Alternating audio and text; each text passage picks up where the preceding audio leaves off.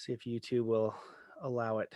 They've been pretty good lately, just talking about, not poking the bear directly. So it should let us.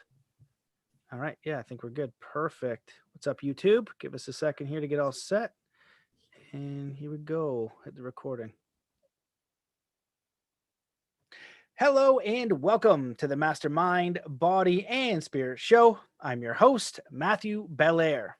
As you know, we are currently overcoming extreme censorship. So if you want to support this show, please take a moment to share episodes you like, to leave a review in iTunes. Consider becoming a member at mattbelair.com, where all the episodes are backed up and there's also exclusive content for members. But most importantly, consider doing 3 kind acts wherever you are in the world today. Today's guest is co-founder and CEO of New Mavericks, a global leadership development consultancy based in Los Angeles, Melbourne, and Sydney. He has worked with over 50 top CEOs and execs of billion revenue companies for more than 20 years, providing them with techniques to achieve high leadership capacity, averting problems, and seizing growth opportunities. He is the co-author to The Science of Protection, How Leaders Gain an Unfair Advantage to Create Stellar Success. Welcome to the show, Raamon Newman. Thank you, Matt. Great to be in your Zen abode. It's great to have you here, man. Well, I shortened your bio a little bit. What you've done is impressive, and you're also a really accomplished athlete. And I said at the beginning, I love talking to former athletes, high-level athletes, because I feel like that level of success and commitment in any kind of sport or athletic realm transfers into business. And often we're teaching these business people all of these attributes we learn through sport, and they carry over very nicely. So I'd love for you to just share with the listeners a little bit about your background and embellish on your bio a little bit and how you got into what you're doing today. Sure, man. So first 20 years of my life was growing up in good old clean green New Zealand. And totally blessed, childhood, I had great parents, great siblings. I had a twin sister, younger brother. And, dad was kind of the typical Kiwi dad. He got us into sport and athletics and rugby and stuff like that. So from a very young age, I was very active, and I got pretty good at rugby, won 4 provincial high school championships, and also got pretty good at running. Won national, regional, provincial titles right from the age of 10 through the age of 19. And that was my thing. In the end, I decided I had a choice. Well, do I pursue rugby or do I pursue running? And decided that, my attributes and my physiology was more suited to the athletic running endeavor. So I got really focused on that, got really in the zone on that. Had an Olympic gold medal winning coach called Arch Jelly, who coached John Walker to the 1976 Olympic 1500 meter title. He was also the first man to run the 3 minutes 50 seconds for the mile. So he kind of said to me when he took me under his wing, he said, look, I like how you're progressing, and there's no reason why you can't go to the Olympics as long as you stay healthy. And I thought, oh, well, fantastic. When you get that sort of edification, you think, well, I've got to try and meet that potential. And so I really got into the training, and he was structuring my training, and really great coach, really empathetic and supportive. But I think I had kind of the issue in terms of like, I love training so much, like I almost overdid it. And I was really pushing the envelope. Sometimes, trainings would end with, I built up more lactic acid than I can get rid of, literally having lactic acid bumps on the side of my thighs. And it was just a sign that, okay, you're missing something here. So I didn't really know, didn't really have that knowledge of, how to kind of develop your mind and relax and recover. I just thought it was all about the training. You train as hard as you can, you sleep a bit at night, and then you just keep training. And so that formula worked, to a good degree. And I was getting close to qualifying for the World Junior Championships, and ended up in that year, finishing the year 2 seconds short of the qualifying time. And after that, I got very sick. Got a lot of respiratory problems, a lot of digestive problems, kept me up most nights, coughing for over 6 months. Felt like I was becoming an insomniac, and got very depressed. Obviously, my performances dropped away. The girlfriend left, because no one wants to be around a down and out guy sort of thing. So I I took the ignorant approach initially. I just wanted to numb that pain. So I drank it a little bit more. I ate it a little bit more. I kind of just dated and partied, whoever was interested and whatever was going on. And that just kind of compounded the pain. And so I realized, okay, get real with yourself. And I kind of just started to look deeper into things, started reading books, read a book on transcendental meditation. And it was one of those books when you read and you just go, okay, I'm having a reaction to this book, like a visceral reaction. There's something here, there's some message here for me. And I eventually found out that some athletes in my squad were actually doing TM, transcendental meditation. And I said, okay, what's this all about? And he said, well, it's just an ability to settle the mind to a more relaxed, settled state. And I thought I was a pretty relaxed guy. And I thought, well, okay, that sounds interesting, but what's the real value of it? He said, well, you actually recover faster. Okay, that I need. So I went along to the intro, didn't really listen to the intro, had read enough about it, just wanted to have the experience. And so the first time I was, taught the technique, I transcended so deeply, and the contrast was so great, compared to what I was used to in terms of relaxation, that I literally walked out of that first meditation feeling like I was walking on the clouds. And it was kind of a revelation to me because it was such a profound experience that it made me realize that, we're trying to achieve, hopefully, that fulfillment's on the other side of that achievement. But I realized that fulfillment is not something you achieve. Fulfillment is something you experience in yourself. And I got a taste of that experience. And it was so fulfilling that I just wanted to experience more of that. So I literally flipped the script from being extremely outward and active and physical and dynamic to wanting to be very inward and silent. And so I graduated from the University of Auckland with my bachelor's degree in commerce, and then decided to go to the United States for a few months to do a work abroad program. And so I went to a university in Iowa, in Fairfield, Iowa, called MIU, Monash International University. And part of the curriculum there, it's not mandatory, but it's optional. They encourage you to meditate, TM, transcendental meditation. And it's been shown that the ability to transcend activates more of the brain coherence in our brain. And they've found that world-class athletes, business leaders, musicians, when they're performing at their best, they're making the best decisions, they have a lot of this global alpha coherence in their brain functioning.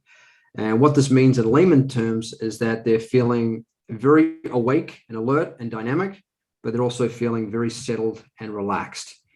Kind of like when you pull back an arrow on a bow, the arrow is very still, but there's a huge amount of energy there that can be released once you let go of it. So I, really got into understanding this even more deeply and wanting to experience this more deeply. And so I was there working on staff. I was doing some continuing education programs, and got to meditate in these big geodesic domes that they have there, and was really having like deep, profound zone experiences, and realizing that I don't have to run 5 miles a day to get into the zone. And there's many ways to get into the zone, but this way was so direct and simple and effortless that it was just so charming to me. And naturally, we follow what's charming to us. We follow our bliss. And so that's what I was doing. And eventually I decided I want to do this full time. I want to have this experience full time. So I found out there was a program in North Carolina where you could go and meditate as part of a monastic setting. There's a men's campus and a women's campus, and you can meditate 8 hours a day. So I said, yeah, I want to go and do that for 1 year, because no one's really going to miss me from the world, like what's 1 year, right? So I go and do my 1 year. And after 1 year, I'm going, wow, I really love this lifestyle. I'm really enjoying this experience of just allowing myself to go inward and just be and experience that silence and kind of wake up, more of that consciousness. And it also gave me an opportunity to kind of purify a lot of the stresses, that built up in my physiology from being a competitive athlete. So it was a very healing and rejuvenative experience. And after 1 year, I decided, let's do another year. And then after a second year, I said, oh, this is too good. I can't leave right now. I got to go do another year. So eventually 2, 3, 4 years evolved into 10 years. So I spent 10 years just meditating full time, 8 hours a day, 7 days a week. Of course, I took time off to see family and stuff like that. We could leave of absences for maybe a month or a few weeks or something. But in general, that was my lifestyle for 10 years. And I felt I knew that wasn't going to be my life path, but I was just like, while I had the opportunity to do it, while I was in the flow of doing it, I just rolled with it. So eventually I got to the point where I realized, okay, I feel like I've fulfilled this purpose here of really being more deeply established in myself, having more of that self-knowledge, purifying a lot of my stresses and kind of attachments that I had, from being an athlete. And I wanted to reintegrate to the world to see what value, I was to the world based on my experience. And so I went to New York City, and exact opposite from this monastic environment, very outward dynamic city, as we all know. And I decided to do an acting program there because I wanted to take this deep inner connection I had myself, and I wanted to connect with other people. And acting is really a great way to do that. And great acting is really about great connecting. So I did a summer program there. Loved that summer program. Decided to do a semester there. So basically 2007, 2008, so New York City, just doing acting programs, acting performances wherever I could, and just really enjoying being back in the world and integrating that. And then, but underneath me, I knew like acting wasn't really my thing. My business partner, who was also a full-time meditating monk, he was actually a bodybuilder before he also became a monk at the age of 25, Paulo D'Angelo. And he had actually gone into the Himalayas. He was fortunate enough to get selected to a group to go up into the Himalayas. He was 15 years total monk, 6 of those years up in the Himalayas. And so he had actually come down in 2007, and he was helping a buddy who had a heart attack up there recover. And then he decided he didn't want to go back. He wanted to come back into the world like I did. So he calls me up and says, "What are you doing?" And I said, "Oh, I'm just in New York, doing this acting program for my own personal integration." And he said, "Well, how are you going to make money?" And I said, "Oh, well, I don't know. I haven't really thought about it. I'm just enjoying being in New York." I was living off credit cards. I was just kind of. I had unfortunately, I had some supporters that had funded me some money to do the acting programs and stuff. So I felt very blessed in that regard. And then it was a very relaxed meditative action. I don't know. I haven't really thought about that. Yeah, exactly. I'm still relaxed from the 10 years of meditating. I haven't. Yeah, I was still programmed like a monk. Yeah, for sure. So that kind of brought me back down to earth. Say, well, yeah, I'm really gonna have to work out how to make money here. And he said, well, remember when we, one of the things we did actually as buddies on this program is that we wanted to be of service while we were meditating. So he introduced me to what he was doing and working with business leaders and literally being silent partners to them. So he would meditate 8 hours a day, and then in the time we had off, he would connect with them on the phone, help them debunk some of their stresses and issues, see a greater truth of what's really going on, and really support them on that spiritual and mental and emotional level. So he introduced me to that. And so I was kind of doing that with him until he went to the Himalayas, and then we kind of stopped. And then he said, well, why don't we, do what we started, we were in this monastic setting. And I said, okay, well, let's do that. So it was an interesting timing because 2007, 2008, as you may remember, there's a lot of financial calamity going on in the world. And when I was in New York City, I actually realized, hang on a sec, these are very super intelligent, smart business leaders. How come they have caused a financial calamity for themselves and their businesses and the world? And it made me realize that they had the same problem that I did when I was an athlete. I was so focused on that outer achievement and progress that I wasn't taking care of myself on the inside. I wasn't really developing myself on the inside, developing more awareness, developing more brain coherence. And when you're not doing that, then you're more prone to making errors. You're more likely to be driven by your vices, greed, anger, lust, vanity, jealousy, all those things that can really are inner enemies that cause external enemies. And so I realized, so that's what is needed right now. Leadership development needs a deeper basis, and there's actually a Harvard lecturer came out, I think it was about 3 years ago, 2018. And she said, the leadership development industry is about $46 billion spent every year on, improving leadership. And she concluded that it really hasn't made a real big difference and a real dent in the human condition. There's still a lot of the same problems and issues showing up. And that made me think and realize, well, why is that? And I realized that a lot of the time leadership development is focused on improving a process without actually improving the subject, the seer, the knower, the leader themselves. So therefore, they're not opening themselves to a greater awareness of better possibilities. They're just looking at a process from the same level of awareness and then just changing it, hoping it's going to make a difference. So that made me realize the value of, what being a monk, is about. I mean, as you know, being an athlete is all about, okay, I've got an objective, I've got to put in the work, I've got to, accomplish things, and that's great training. But then you've also got to look at the subjective side of yourself. How am I growing from the inside? And so I said, okay, I can see the opportunity here. So we started, connecting with CEOs, mostly of public listed companies, and just kind of introducing ourselves and presenting the value that we were bringing. And, it's a hard sell because we're not really selling anything tangible. We're selling something that's intangible. But it's those intangibles, as we develop the intangible qualities of confidence and coherence and clarity and capacity and all these things that we can't see, that is really the basis for manifesting the tangible, So, we got enough traction with clients, basically in terms of, how we've evolved over the last 13 years. Our greatest success, if we have to label something, is working with a CEO, taking his company from 1 billion to 7 billion in the space of 7 years. And there was an interesting situation in that reality where the first year we worked with him, he actually became CEO of the year. And we thought it was a great accomplishment. He'd had the best year of his career. And then he says to us, guys, I want to have a break. I said, oh, that's interesting. You just had the best year of your career and we were working with you. Why do you want to have a break? He said, well, I want to kind of compare whether is it me or is it us working together that's making the difference? And that's a very kind of pragmatic CEO way to look at things. So we accepted that and we left him with one question. We said, you have to work out why you won this award. What's the deeper meaning of winning this award? And so we let him be. And then 5 months later, Paulo calls him back and says, hey, Mark, how's it going?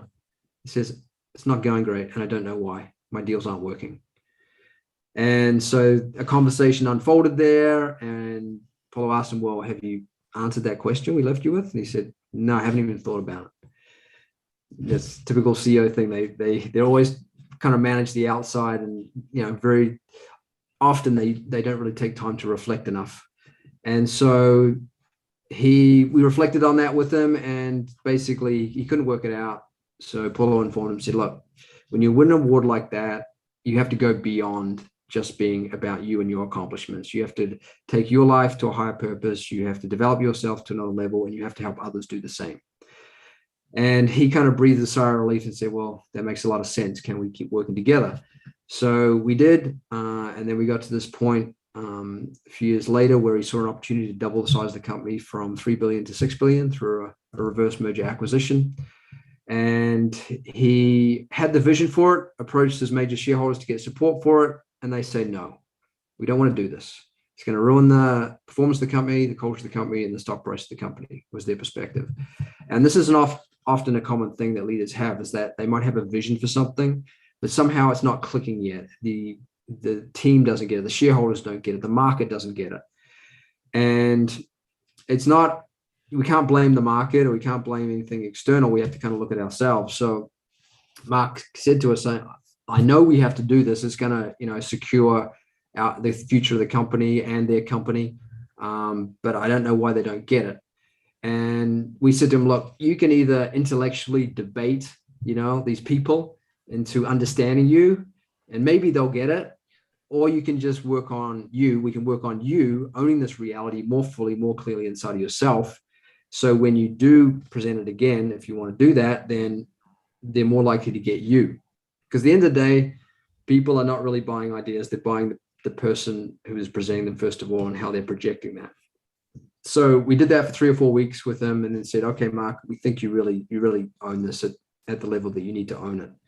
And this is one of the very important things I think we all need to recognize. If we want a result for something in life, we have to fully own that result first. We have to have believed it.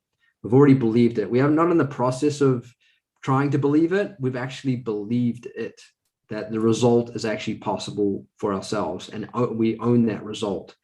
And then we make the decisions on, how to execute, and unfold that.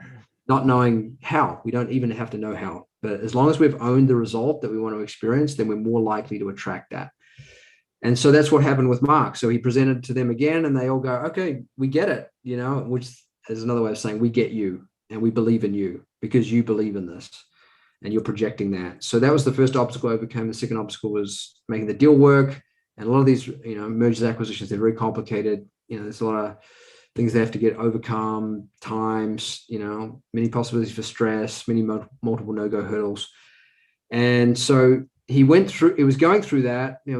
Took a few months, but he was saying while he was going through it, he says, I feel so calm and relaxed. I feel like I'm the eye of the storm.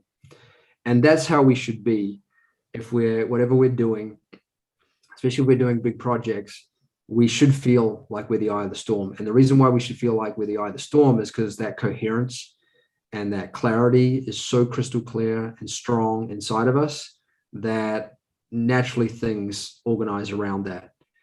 And so the deal worked. The company grew. It's since grown to about, I think, 8 or 9 billion now. The share price has gone, 6 times, 7 times what it was when it was $1 billion company. And so it's been a great experience, to see putting this knowledge into effect with a CEO and seeing how the ramifications that it can have, in terms of the tangible reality that they're experiencing.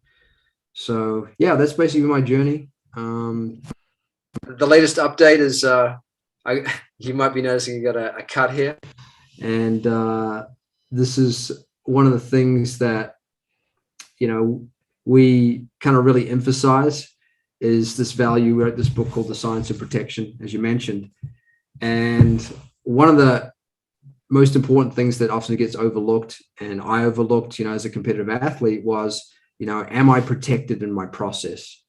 And meaning that, am I in a state, we call it the leadership state in the book, where I'm not going to be overly affected by, the stress that I'm putting myself under, that I have a strong immune system, that I have a strong nervous system, that I have a strong mind, so that I can accomplish as much as I want for as long as I want. So protection is really something that we emphasize. That's kind of our angle, and that the primary function of a leader is to be able to protect the progress of themselves and those that they lead. Because if you are getting stressed out all the time and frustrated and angry, you're actually corrupting your success. And so the more you're able to strengthen yourself from the inside, develop more of this global alpha coherence, then the negativity that is always there, will always be there, is not going to touch you. It's not going to affect you as much, and you can continue to evolve. So I've been nomadic the last few months, and I've been really pushing the limits. I've been surfing and really pushing myself outward, and as you may have noted from my story, I kind of have this personality where if I'm going to do something, I'm going to take it to the nth degree.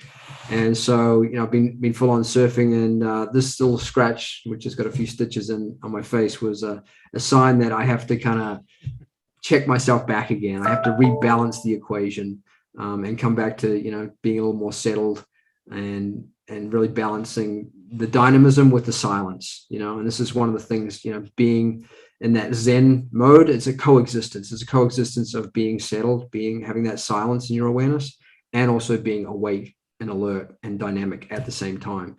So if things are happening, if things are going out of kilter, if you are, getting a little accident or, some feedback from nature, it's a sign that you've got to look a little bit inward. Sometimes you might be like procrastinating too much, and that can cause problems in itself, So you've got to activate a little more dynamism in your life, get a little more active. So that's our definition of balance. It's not like balancing your life and family and things like that. That's a horizontal balance, but a vertical balance is that balance between silence and rest and recovery as the basis for also performing dynamic action. Wow, holy smokes. Well, that was quite the download, man. It's amazing that you are one of the few people that I have ever interviewed and have spoken with that have done, a 10-year basically meditation sabbatical, meditation retreat. I know a lot of people have done the 10 days and even a few months here and there. And, I was able to meditate in Nepal and was really a wonderful experience. And going up to the Himalayas would be incredible as well. I always had this idea of like finding the yogis and getting the answers to life. And then coming down into the world and going to New York, of all places, and just, see where you fit in and how you can reintegrate into the world and society and bring what you have to offer. So, that entire story, there were so many different takeaways from that. And what I want to ask is quite a few things. So I'm going to throw a lot at you and you kind of pick at it and see if you can answer them one by one or see what comes up. But, you talk a little bit about the leadership state. So I'd love for you to go a little bit more on that.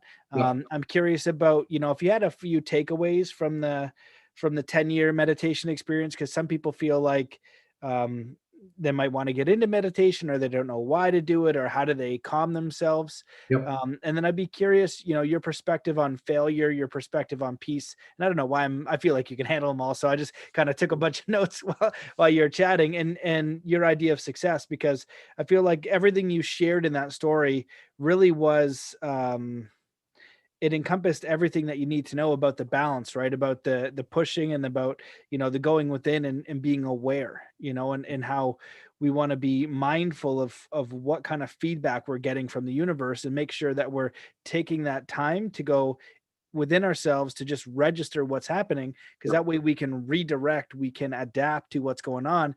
But if we're constantly on the output, whether you're an athlete and you overtrain and you get injured and you end up in the hospital, or you end up with an injury or whatever the case may be, or in the business world where you're going so hard, you have all these other issues, whether it's health, whether it's family, whether it's something else is falling off the radar because you're not taking that time to reflect. And I feel like most people want that. And especially the listeners with this audience, a lot of people want to say, okay, how do I live a peaceful life? How do I get towards, really actually being fulfilled? And I love what you said about fulfillment. Why it isn't something you achieve, but it's something you experience. And I've given the example before. It's like, a flower growing or an oak tree. It starts as a seed and then it sprouts out, right? And then it starts to, build itself up and then has branches and starts to have leaves and all the different things. But each step of the process is equally important, right? So if the oak tree or the human can be whole and complete and harmonious and full of self-love and be fulfilled as it grows into its full potential. And that's the challenge, because we're not at that space we want to be at. We're not at the success. We're not at the, something missing in the external world that we want to create, which we can as creators, but how do we do that in a peaceful manner? So that's kind of my set of questions and rants that I'd love to hear your perspective on. Yeah. Happy to touch on all that. So, I mean, just to kind of the catch-all answer to what you've just asked is really making consciousness the basis of your life. And when I talk about consciousness, I'm not talking about the conscious mind. Which is that part of the mind that just consciously, logically deals with life. I'm not even talking about the subconscious, which is, where we feel and think and imagine and stuff like that. I'm talking about that field, that unified field they call in quantum physics that pervades everything. And the best way I can kind of give an analogy to this is like that iceberg. So you got that one quarter of the iceberg that sits above the water and is above and is conscious, to the open air. And then, but the basis of that conscious mind is the subconscious, that 3/4 of the iceberg that's under the water that allows that one quarter to be above the water. And, we all know the power of the subconscious. We've got to take care of that subconscious mind. But consciousness is the ocean. That iceberg cannot exist without the ocean, without the water, right? And so the ability to allow your mind to transcend and go beyond the conscious level through the subconscious into that field of consciousness, which is really just an experience of a settled state of awareness. It's just pure awareness, pure simplicity, singularity, and Zen. There's so many names to it. But allowing your mind to traverse to that settled state, that settled, awake, alert state. And when we experience that, then the brain wakes up even more. There's more connectivity in the brain. There's research that shows, the difference between, a normal manager and a high-level manager is there's more connectivity between their prefrontal cortex. And this is what the experience of consciousness does to the brain. We experience our true nature, and our true nature, our essential nature, where we are experiencing at least inner fulfillment, is bliss consciousness. And bliss is not happiness. Bliss is just, we could say it's supreme happiness. It's eternal. It's always there. It always has been there. It always will be there. And that's why, you wonder why, well, how can you sit and meditate for 10 years for so long? I said, well, because I got to experience that supreme level of bliss, allowing my body to really go inward and experience what's in its basis, right? Our essential nature is bliss, right? And so suffering, we can say suffering is a part of life. Yeah, it's a part of life on the surface, but it's not, that comes and goes, but what our essential nature is, that we are fundamentally bliss consciousness. So the more that we experience that, the more we experience fulfillment. And we say to our business leaders, we say, look, go ahead. Yeah, go ahead. I had a question immediately, but please keep going. Sure. Well, so we say to our business leaders, if you want to work with us for achievement, then we're not your people. But if you want fulfillment, what you're achieving, then we're your people. And so achievement is not the goal. I'm sorry to tell you, achievement is not the goal, because achievements come and go, and we can achieve as much as we want for as long as we want, but still not be fulfilled. So the goal is ultimately fulfillment. So what on earth is fulfillment? Well, in a simple sense, it's your mind being settled, your mind being at peace, because you are experiencing your essential nature, and your heart being full and content also. And so when that heart and mind are in that state, they're in coordination, there's harmony, things flow between what you feel and what you think, there's not a conflict going on in there, and you just feel fulfilled in who you are. You're more awake to, what your natural laws of nature and your inclinations to serve in life. And achievement comes out of that. Achievement is the byproduct of you being fulfilled. More achievement is just automatic because you are fulfilled. So you're not chasing achievement so you can feel fulfilled. You already are fulfilled. So achievement will naturally come from you being who you essentially are. So yeah, let's grab your question now. Yeah, I love that. I'm glad I let you go. Well, as soon as you said, bliss is our fundamental state, which I can agree with to a point. I think I'm just maybe I'm like grumpy minded, and I've experienced those states. When I had this one experience in Costa Rica, I thought I was going to sit by a tree for the rest of my life and meditate. Like, it was so strong. I actually thought, oh, is this it? Like, is this what I'm going to do now? This is amazing. I'm not going anywhere. Like, everything was complete. I needed nothing. It was so full and incredible. But then so I can agree, okay, our fundamental state is bliss, right? But everyone, and most people, many high percentage, are just walking around stressed out. And especially now, with the world is more chaotic, more uncertain, more dangerous for a lot of people, more scarcity consciousness because of money and all these different factors going on, more divided. What's our biggest block from just being in bliss if it's our fundamental state, right? How do we, keep coming back to that so we can just be in that resonance? Sure. So basically what's happening there is people are conditioned to live life through their senses fundamentally. And what we experience through our senses is the field of gain and loss, pleasure and pain, right and wrong, and the whole field of differences, right? The whole field of opposites, right? And that's just part of life. That's the relative field of life. We're all dealing with that. But the thing is, that's a changeable field of life, right? And so not enough time or education is being given to allow, especially in the education process, to allow students to experience and go within and experience their fundamental nature and transcend the mind, the intellect, the ego, and the senses, and get to the source of those things. So the more we're able to kind of just spend a little time, it's not even a lot of time, like 20 minutes, in the morning, 20 minutes in the evening, because it's so powerful when you allow the mind, as you experienced, to just give yourself a taste of that. And then you're in a completely different state. We call it the leadership state.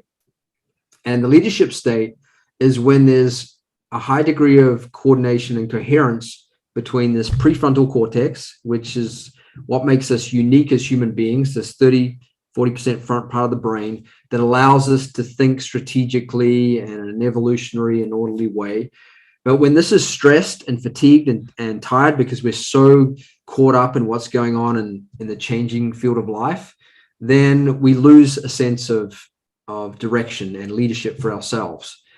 And so when there's a coherence between the amygdala, which is kind of that lower impulsive part of the brain, which is very useful to picking up on those impulses, but the key is to be able to have enough coherence in your higher cortical areas in this prefrontal cortex, the CEO of your brain, so you are able to interpret what those impulses are. A lot of people, they say the amygdala is the fight, flight, and freeze part of the brain. And that's true, but that's the lower functioning of the amygdala. The higher functioning of the amygdala is vigilance. And vigilance and diligence is what enables us to move and lead things and ourselves forward. And that vigilance and diligence comes from that coherence between the prefrontal cortex and the amygdala. So how do we give the brain that experience? Well, we have to use a meditation technique, to allow that coherence to unfold. Now, in terms of the whole field of meditation, there's basically 3 categories that you can put meditation into. The first category is focused attention meditation. So you're focusing on some object, maybe outside of yourself, maybe inside of yourself. And this is useful to kind of, center and focus the mind and that concentration muscle. But the problem with that is it doesn't allow the mind to fully settle. It's still engaging the mind on some sensory or active level. So it's limited. So it activates what they call the gamma frequency in the brain. So the gamma frequency in the brain is when we focus on things. It's a excited, alert frequency. The next type of meditation that you'll find out there is open monitoring, self-monitoring meditation. So you're monitoring your breath rate, your heart rate, thoughts, feelings, maybe someone's guided words, guided sounds. And this is useful for processing and contemplation. And it's useful in that regard. But again, it's limited because it's still activating the mind in some way to be active, to be processing and working on something. And these type of meditations are useful in settling the mind. But primarily what they're doing is they're activating a little more beta frequency in the brain. And beta is when we process information from what we're focusing on. So the last type of meditation that's out there is called automatic self-transcending techniques. And these are techniques that go beyond the technique itself. And this is really the definition of an ideal technique. A technique is just a vehicle to get you to an experience. So these techniques allow the mind to more fully transcend and more. Can you say that again? I was taking notes. Automatic what? Self-transcending techniques. Automating that sounds amazing. Self-transcending techniques. Yeah, self-transcending. So amazing. They're techniques that just naturally allow the mind to do what it naturally wants to do. The mind naturally wants to be settled. We're happiest when the mind is settled in a peace. The body, we have to act. The body's for action. We must act for the sake of the body. But for the sake of the mind, we want the mind to be settled in a peace. So these automatic self-transcending techniques allow the mind to naturally, like gravity, go to that field of greatest charm, which is being settled, so that it can experience its essential nature, which is bliss. And so the regular experience of this cultivates more of this alpha and even global alpha coherence in the brain. And global alpha coherence, in terms of breaking it down, is really a composition of the alert frequencies of beta and gamma, so you feel awake and alert, and the slower frequencies of delta and theta when you sleep and dream and imagine, right? And so it's a very holistic state of brain functioning. And this is what we want. We'll be engaging the whole brain. And so these techniques, there's a Qigong technique that allows the mind to more fully transcend. And then there's the technique that I learned, TM, Transcendental Meditation. The difference between something like Qigong and TM, from what I understand from neuroscience, is that it's a little more effortless and natural. They found that when someone learns the TM technique, automatically, because it's so effortless and natural, there's an activation of global alpha, versus other techniques may be a little harder to practice and take a little longer to activate more of that. So that's what I recommend. Whatever you choose, you can choose any of those, types of meditation, whatever you feel like you need. But if you really want to get to the essential nature and allow your mind to more fully settle, then have a transcending technique. I recommend TM. If you find a better one than TM, by all means, explore that. But that's what I recommend. And just 20 minutes twice a day, 20 minutes in the morning, 20 minutes in the evening, just to kind of give your brain the memory of that experience of what your essential nature is. And then as you come out into activity, you bring those qualities out into your senses, into your life, and you're not so kind of bombarded by the field of change, because you experience the field of non-change, that's silence. And so if we can, again, have that coexistence of silence and dynamism, then life is full. We can be fulfilled on the inside, and we have the coherence to create outer fulfillment through our achievements as well. That's incredible. I absolutely agree with all that. And in our culture, we're not doing any type of training for the inner world, or it's not valued as much. It's starting to come up with kind of the new agey stuff. But I feel like a lot of the new agey stuff can be a little misguided and not have the effectiveness of the sales that it goes along with it. So, on one, it's good to explore that. And on the other hand, we want to be real about what the effect is and if it is going to get the result that we want. But in very simple terms, it's training your brain to create these states. Now we can measure these states with different technologies like Muse meditation and EEGs and things like that. So we can get some feedback for what's going on. But the idea is to train your brain, because most people are kind of a victim to the external world, meaning they will something will happen to them and they'll feel whatever way they feel. They get cut off in traffic and they feel angry and feel like that's the only response available. How could I feel anything else but this thing? And this isn't even, so they're kind of a victim to what happens in the outer world, right? And so then they're also motivated by these senses of pleasure, of peace, and I got to veg out on Netflix because I need to be disconnected now. And so they don't realize that by training the inner world, we can kind of, like you said, be the eye of the storm, or be at peace even though it's chaotic. And the best example I like to give for this is training in martial arts and understanding. And I'm not at this level, I don't think. Who knows what would happen?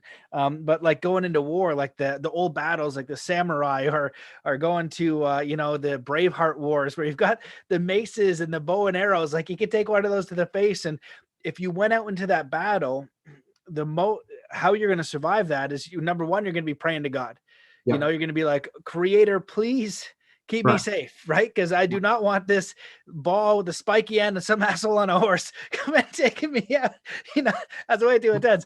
And then two, it's all that training going in, because the more you are calm in your inner world, in the most chaotic, insane, violent, and dangerous atmosphere possible, if you're going to succeed, you got to keep that coherence, because you're going to see so much more. You're going to respond differently. It's going to become the response of the training. And, I teach a lot on, flow state and things like that through sport. And one of the common things I say is like, it's more about it's a response to the training you had before, right? It's like, if you wanted to have strength and do a 600-pound squat, you don't think your way into it and do a 600-pound squat. It was the process of probably like several years, probably, to get to that level. And so it's a response once you're put into the environment. And I feel like that's what you're touching on here, which is really important. And I'd love your perspective on the balance between threats and response. And so if we think of the world we live in, we take care of our family. We need to put food on the table. So we need to figure out finances and money and service and things like that. Also, when there's threats, let's say, you live in a place where threats are in certain parts of the world, this is already happening. And I've always given this question to people as well, where certain countries are more oppressed, right? So I studied, when I went to Cambodia, the Khmer Rouge and what happened there. And even Rwanda, and it's kind of happening now, where they had the two tribes, and what they did is they threw propaganda through the radio, right? On the one tribe, dehumanizing the other one, and then they dropped the machetes in and chopped, this other tribes, just massacred them. Very scary thing. And so there is violence here. There is danger here. And so some people will talk about going into the 5D realm and it's all surrender and hunky dory, which I don't really buy into that. I understand it. I feel like you can be in coherence, but if we are participating in the world, and our environment is becoming increasingly dangerous, we need to respond to that. Whether it's we're losing our job and we need to respond, so we put food on the table and Yep. provide for our family, that's more danger. If you've got Yep. infinite money and gold bars, you're not in danger. You're always getting food. You're getting Yep. everything you need. And so what's your thoughts around responding and taking threats for as they are, Yep. because it does exist, but not being afraid of them, and then responding to them in a powerful way. And on the flip side of that, I think about I think it's Michael Singer's book, where he's just the surrender experiment. You know that Yep. one? Yeah. So that Uh, idea of like, you just surrender to what is all the time. And he was like very successful in business and things like that, where it's yep. just like the universe has you. You're just, Right. you're not adding a story to anything. It Right. just is what it is. You fully surrender and you watch life being lived through you, almost in that meditative state. And so Yep. I feel like it's the balance of both. So I'm curious your thoughts on kind of that rant or those ideas. Yeah, I mean, what you're talking about there, from my perspective, is that play of karma. We all have action reaction that's playing out in our life. Every action is having a reaction, good or bad. Karma doesn't mean bad. Karma just means action, right? And it could be good or bad depending on what the action was. And ultimately, we're all working at our karma. And at the same time, we want to be established and doing what is our dharma, right? Our dharma is what's evolutionary, what's our natural innate nature. And there's two actually components to dharma.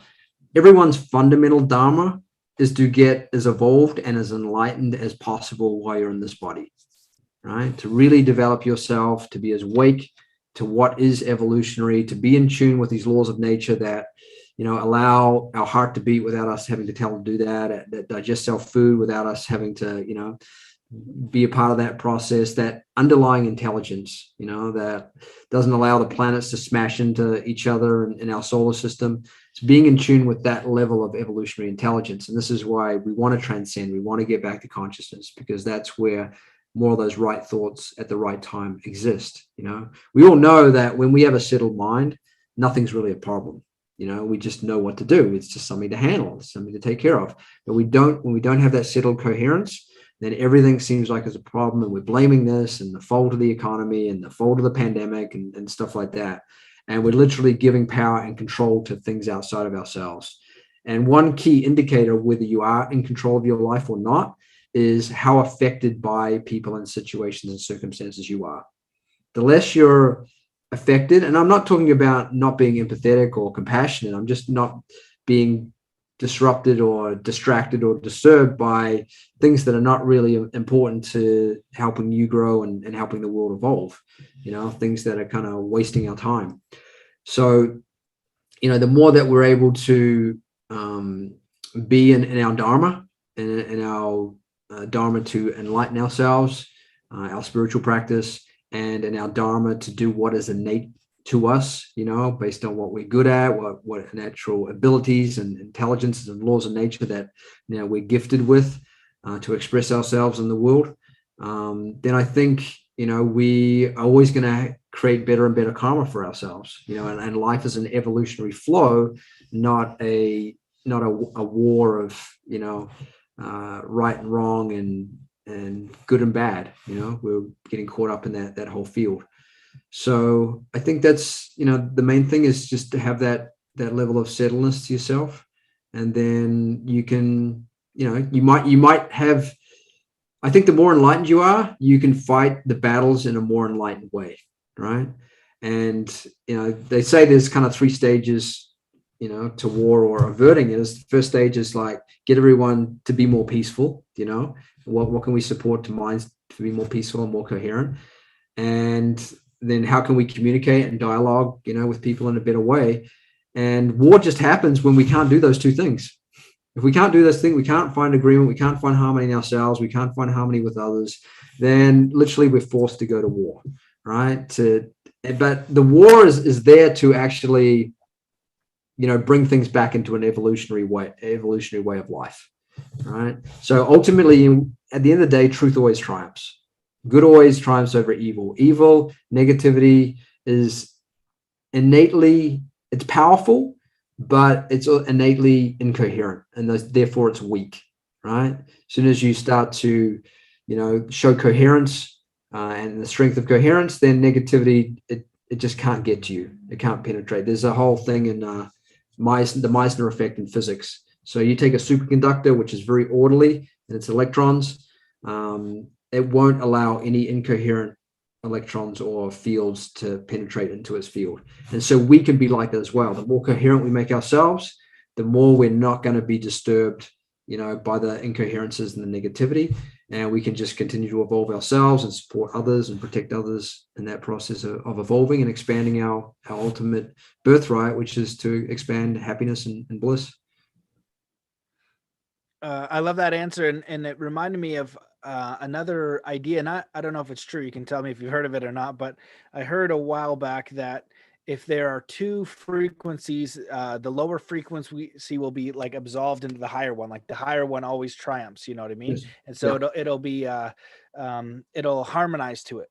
Right. So if absolutely. the higher one's always going to harmonize. So if you're able to stay in that state, it's going to harmonize to it. And the number one thing with, evil or weakness or oppression are these different ideas is that they are weak, they are incoherent, they're not based in truth, and there's no spirit or will to it. You know what I mean? It is like, I've given the example before to people like, I do martial arts and I'm, reasonably strong and reasonably good at it. But if I Yeah. go into someone's home and I attack them and they don't know anything and they're Right. fighting for their life, they're going to have a good opportunity to do well, even though I Yeah. have more, advantages because they're fighting for their life. I can leave at any time.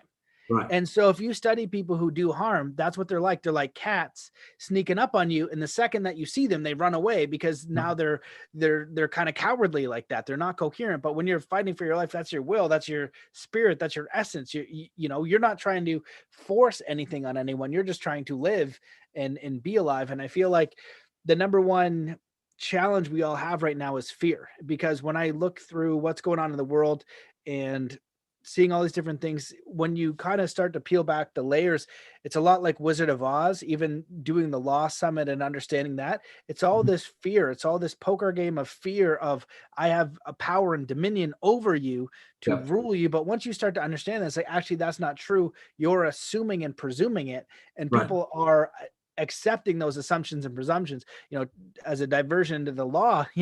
When you go into a courtroom, they assume and presume you are their slave unless you say otherwise. So Mhm. unless you say I am retaining my rights and Yeah. I'm waiving none, they will assume you've waived them. What kind of freaked up crap is that? Yeah. Right? And so it's this understanding and knowledge, and I feel like this is what this catalyst is doing, is moving people more into their dharma, more into their inner world, to find their power, to know what is right and what's true, not from an external authority telling them that, I, saying I, this is what's right and true. Is like, no, I decide what yeah. is right and what's true and what's good within me.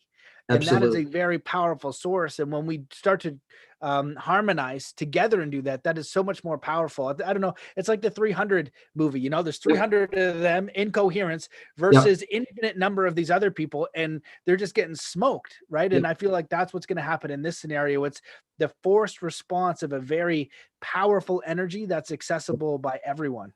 Yep. Yeah. Absolutely. Well put.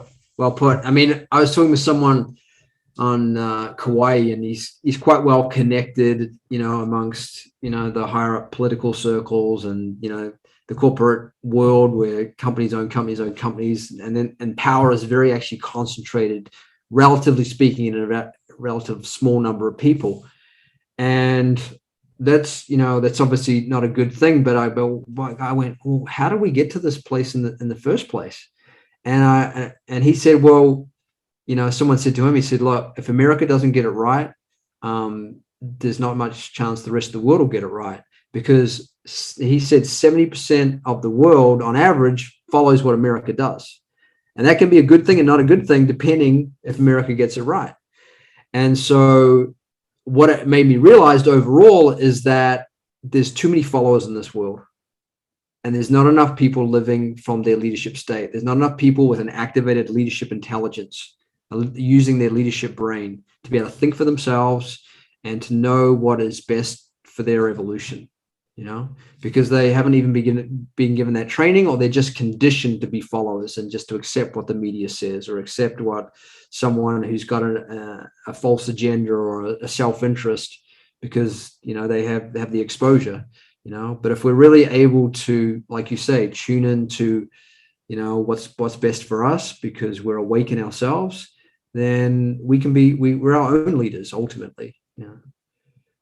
Yeah, I agree. And so what would be your thoughts on the meaning of this life, God, what's happening now, like a big picture scenario, sitting there in meditation, right? Because it's an interesting time. If you look at the Bible, there's a lot of stuff that's happening in that book, and you look at it now, you're like, okay, this is interesting. Now we're having a divide, like in Canada, for example. They just announced in one province that, if you don't have this passport, which has been in history before, it wasn't a good thing, that you can't even get groceries. Now, understanding the law summit and what I know, I would just go in there anyway, get him to call the police, get that fine, and know how to fight it in court, because it's unconstitutional. And Yep. it's a person trying to tell you what you can and can't do. But when you Yep. understand that and you look underneath, nothing sticks. All it is this passing the buck oppression. Yep. And, so it's like, well, they could say that, but the fine won't stick because it goes against our charter of rights and freedom. And nobody can tell you that you can't have groceries, but that's actually happening, and it's scaring people, and it's making them not in this expanded state. And that's one of the discussions I had in my coaching group the other day, was this idea that we have one side of us that we want to we want to live our life to the fullest. We want to live our dharma and share that, master our gifts, share that with as many people as possible. Nice and easy to say if you're free. If you're in a place that's free and you have the pursuit of life, liberty, and the pursuit of happiness, Yep. easy, no problem. Go ahead. Now, if you can't do anything, you can't bring your daughter into a store, you're not allowed to get groceries, and you're not allowed to go outside because the government said you need to be inside by this time, and you're being actively oppressed, your Yep. brain isn't on the infinite I can do anything side. It's like, holy crap, how do I just even exist here? So I'd be curious your thoughts on navigating that type of scenario. Well, I mean, it's the classic story of the fight between ignorance and knowledge, and darkness and light, and man-made understanding, and natural law based understanding. And I think there's a lot of lack of consciousness. That's the bottom line. It's just people aren't really conscious about this whole scheme. I mean, the whole thing around a virus is that it's actually part of our natural ecology. Cells die in humans, in animals, and in plants, and they turn into viruses, and then that activates bacteria to come in and clean them up. So viruses are a natural purification process that's going on either way. But somehow science and the medicine has distorted it and saying, oh, no, it's an evil thing and you can't have viruses. But viruses exist in our body as part of the creation, maintenance, and destruction cycle. And this is why, activating, what we call this intelligence of protection, not from like controlling the outside, but from stimulating that value of protection, through our immune system, through our nervous system. Because protection is a general macro definition of it is that which creates, maintains, and dissolves based on what is good for the whole to be able to survive, thrive, and evolve. So there's a natural protective intelligence that we have through consciousness that allows us to be in tune with what's evolutionary, and viruses, I think, come up in order to correct, people being out of tune with natural law. So I think that the whole message has been distorted to protect from the outside, when really they need to be educating people. Hey, here's how you stay healthy. Here's how you be in tune with nature. Here's how you are protected from the inside out, not from the outside in.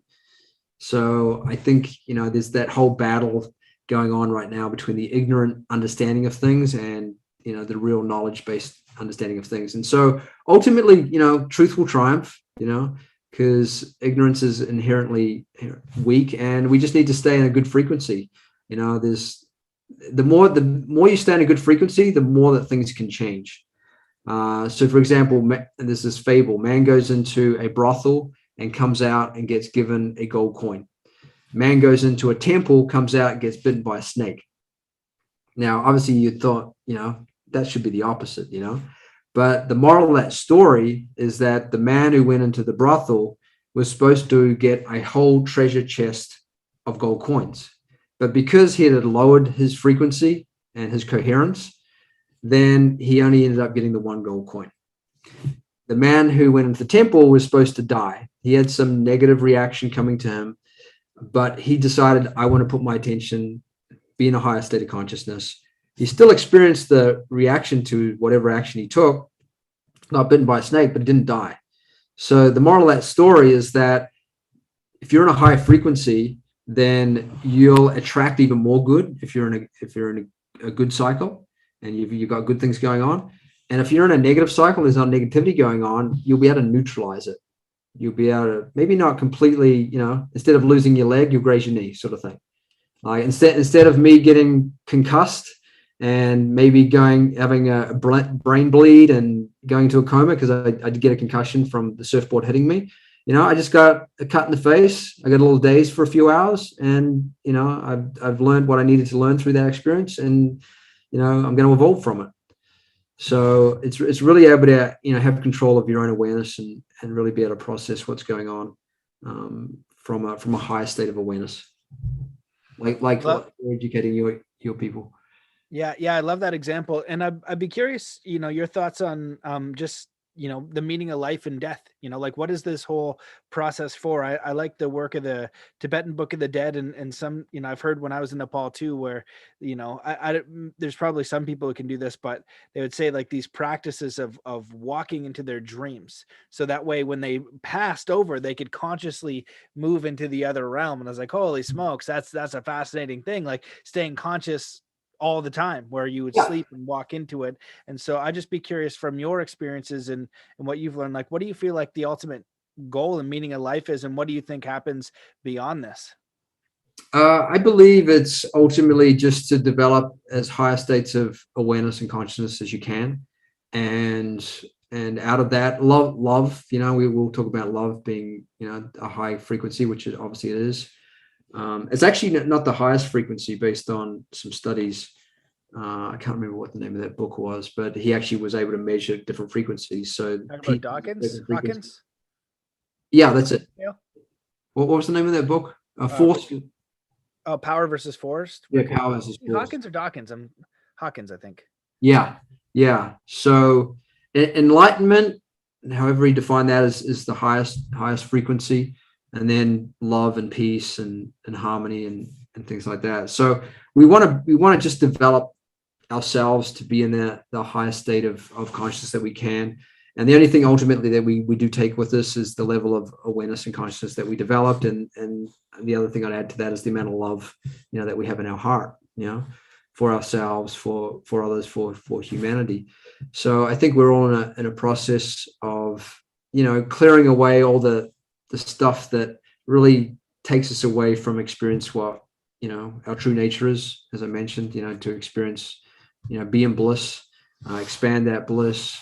I think that's, I don't think anyone's coming here to suffer, but sometimes suffering is a part of life, because that suffering is there not to punish, but to teach in some way, to teach, like, no, that's not your reality. Your reality is something else. You need to culture that.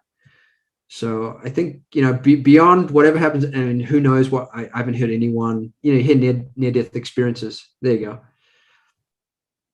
Exactly. Yeah, just pull up the map of consciousness just because I love this map of consciousness. It's interesting. And then it also ties into the Kybalion, which talked about the,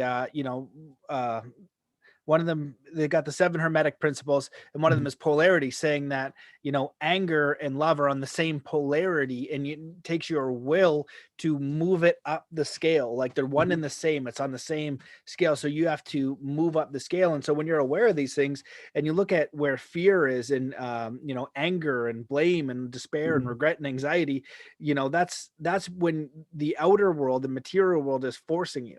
Right. Yep. So again, you take that war analogy where I'm going into battle and people are trying to ding me with bows and arrows. Like, I could get angry, and that's something you should get angry about, but I can't allow myself to get into that state, or I'm not going to survive this scenario for what is actually happening.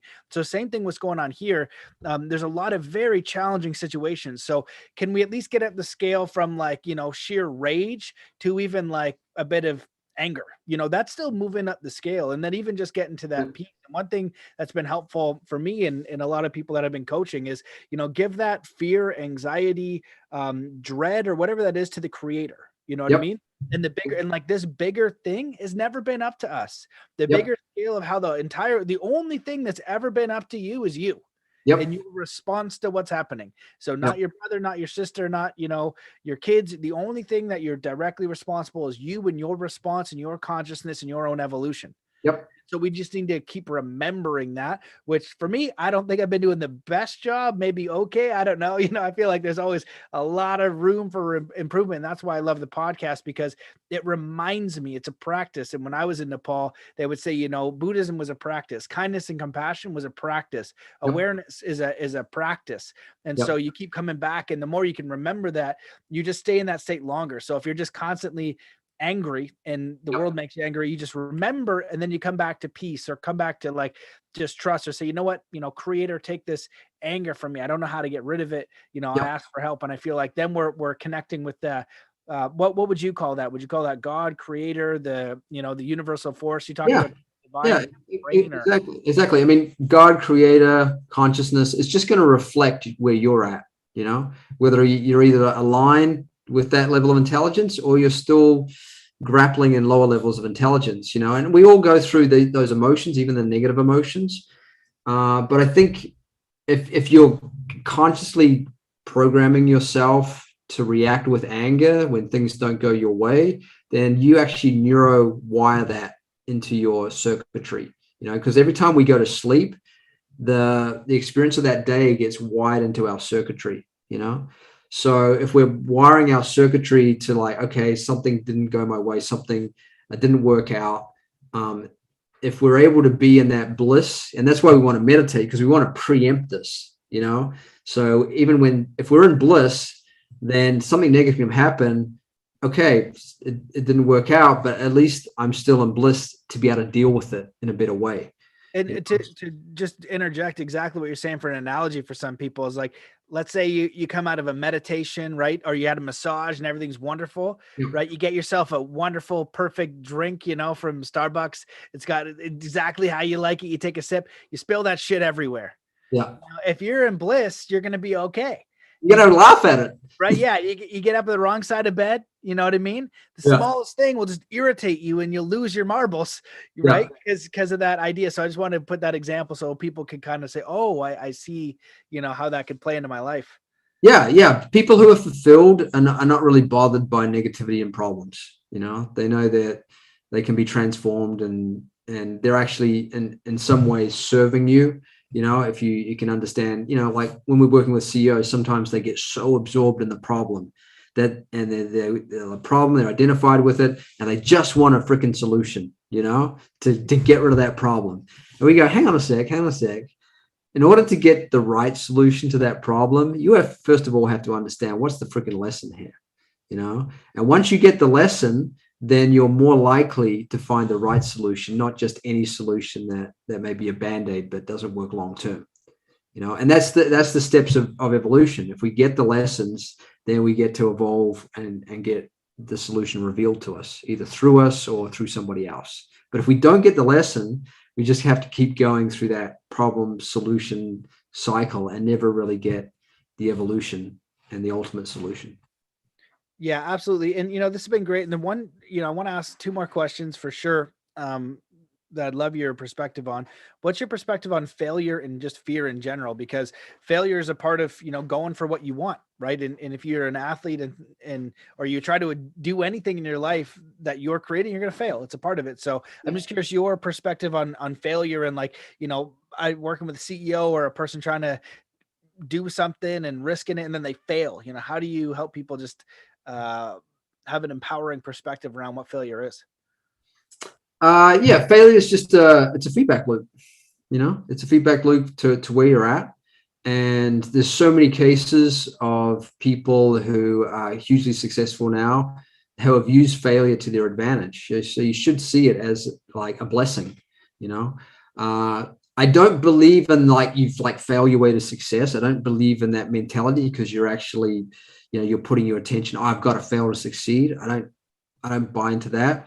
I buy into no, develop yourself to keep being more and more coherent every day, and being more precise, with what you're doing. And if failure shows up, then it's just a sign that, okay, you're at this point and now you need to evolve yourself so that you can take it to the next point. So failures, ultimately, it's a stepping stones. I've been watching a documentary about Cristiano Ronaldo, and it talked about, the failures that he's been through, like the time that they thought they were going to win the European Cup. And then this underdog Greece, just stole it from underneath them. And it was just like, it was part of his journey, to evolve, and he became stronger through that. He even developed himself even more. And eventually Portugal, won the European Cup themselves. So there's so many cases like that where, people who are not champions, but they go through the process and they eventually become champions if they just, stick to it and grow through the failure. Yep, absolutely. I agree. Well, I'm glad I asked that.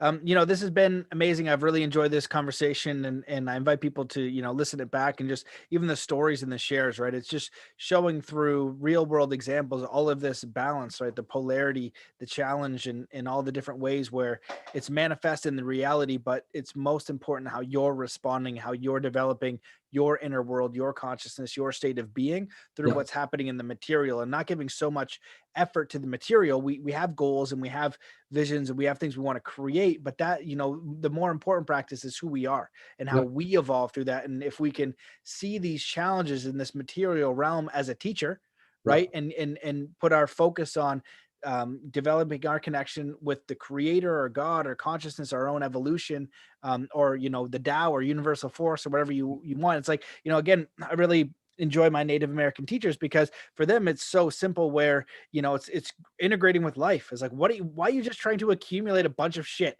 Like, it doesn't make any sense to them, right? Right. And so we want to, and so my balance of that, of being a Western person, is know who I am and what I want to give to the world, and try to scale that because it's an offer, Yeah. right? And that's it. But be at peace with my surroundings and the way that I live in my community. And I feel like so important, because in the Western world, we're so conditioned to go acquire a bunch of stuff.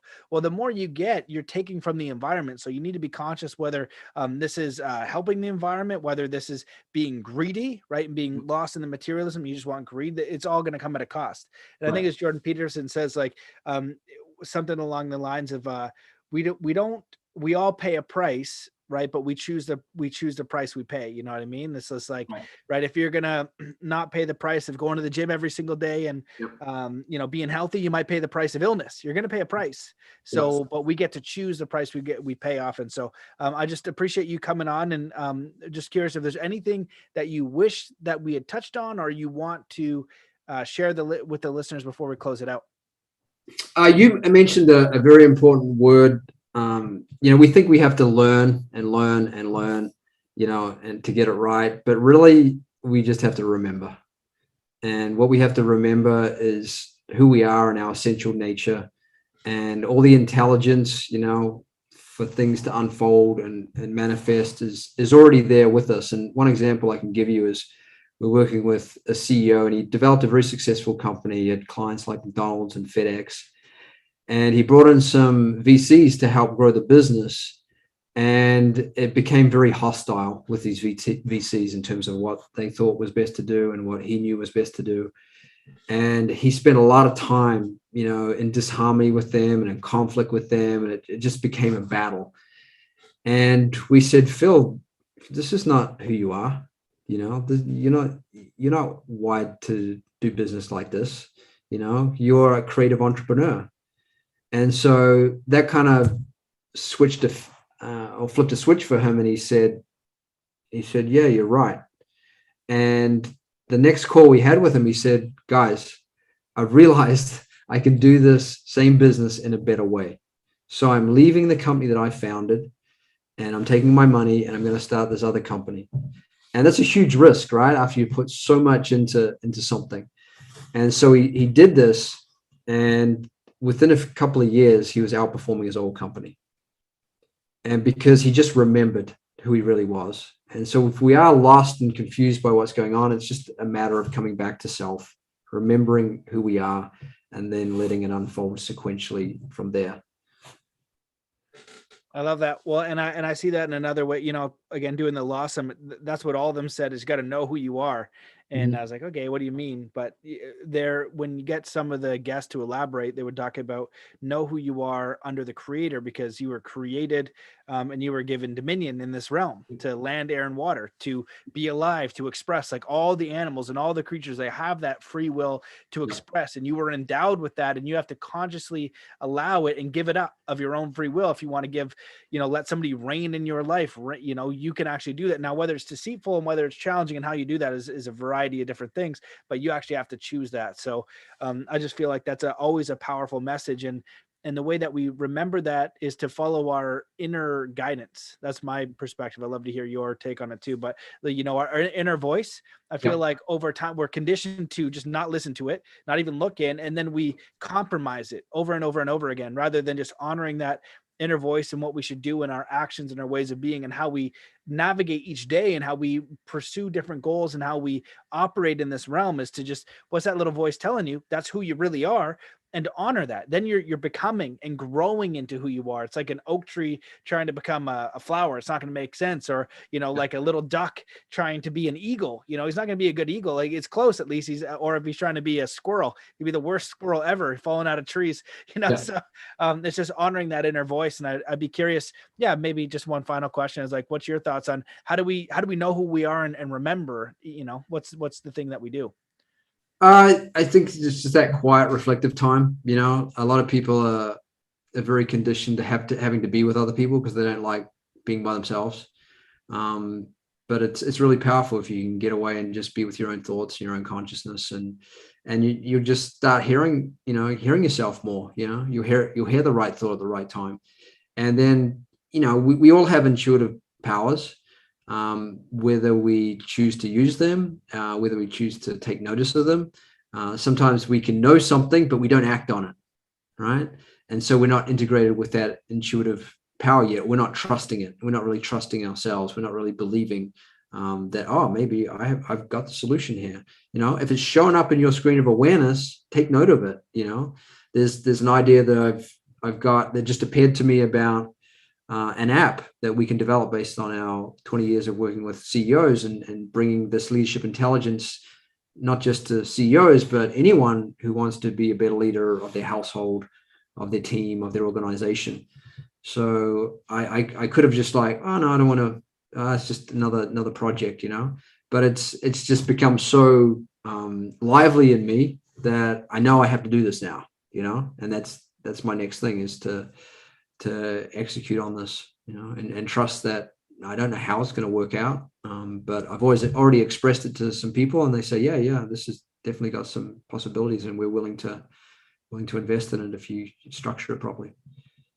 Yeah, I love that. Well, I feel like that example again is just following the pulse of life, right? As you're learning Right? to listen to yourself, these things arise and it just feels right, and you know it and you don't know how it will express, but that's the way you navigate. And with each success and with each experience and with each choice and practice, you will get new skills and abilities and new opportunities. And the ones that feel the best, as you reflect and think about it and contemplate, the answer becomes clear and where you're going to go. And when you keep doing that, it just becomes more and more obvious how to continue to navigate whatever experience is coming into your reality, to help you evolve, to help you grow, to help you respond. And final thought, I guess, for me is, when I look at the challenge of this world, one of the things that I've been coming back to is like the creator put us here at this time to respond. Mhm. This is like the dream team. This isn't just come here to live, to, I think you said, like, just to suffer indefinitely. That is not the why we were put here. If it's Yeah. challenging, it's because you're put here to respond in a way that you have all the ability to respond to this and make something beautiful, to adapt to what's going on, to build something beautiful, because we're learning what might be wrong, but like, I don't know if wrong's the best word, but like challenging and negative, to Yeah. what's free and liberating and life affirming and cooperative and cohesive. And Yeah. I feel like that we're going to learn from that and say, this is much better. Yeah, absolutely. Yeah, it definitely, there's a world of contrast going on right now.